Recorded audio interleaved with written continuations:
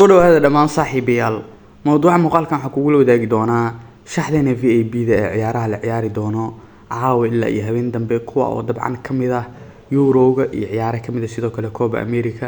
marka hadii ka dawashada kugu wareejin channelka waxaan shaxshmada kaaga codsanayaa inaad channelka subscribe saarto muuqaalkan aad like saarto saaxiibadana aad wadaagto hadii aan mowduucana ku soo laabano afar ciyaarood dabcan rabaa inaan muuqaalkan ku soo qaato afarta ciyaarood waxay kala noqon doonaan Belgium iyo Romania oo wada ciyaari doona 7 saac habeenimo طبعا waxaan ku saadaalnaynaa in Belgium uu heli karo double chance taasoo macnaheedu yahay Belgium inuu badin karo ama inuu bridge heli karo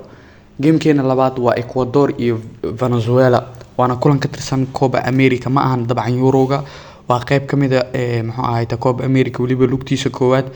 Ecuador iyo Venezuela ciyaari doono gamekan sidoo kale iskan waxaan ku saadaalnaynaa in Ecuador ay heli karto double chance taasoo macnaheedu yahay Ecuador waa ay badin kartaa ama bridge galaysaa gamekeena saddexaad waa Hungary iyo Scotland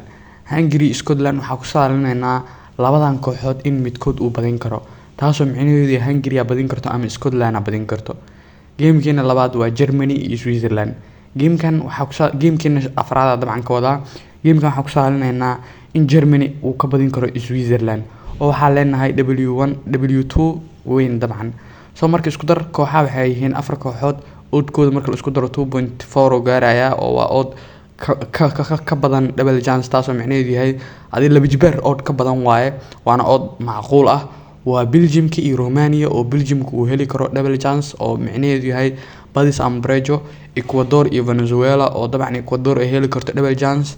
oo dabcan badis ambrejo ah Hungary iyo Scotland oo labada kooxood midkood badin kara iyo sidoo kale Switzerland iyo Germany oo Germany ay badin karto soo marka shaxdan afartaas kooxood ay kooban tahay oodkeedana 2.3 ilaa 2.4 waaye waa ood fiican hadii dabcan aad u aragto shaxdan mid possible ah ama macquul ah waa dhigan kartaa hadii aad u aragto inaad wax ka bedeshan wax harto ka bedeli kartaa si aad wax harto ugu soo dirsatay oo hadhow natiijo ku qanacsantahay kugu soo baxdo marka hadii aad dawashada ku wareejin channelka waxaan shaxshmada kaaga codsanayaa inaad channelka subscribe saarto muuqaalkan aad like saarto saaxiibadana aad wadaagto waana ku mahadsantahay dawashada muuqaalkan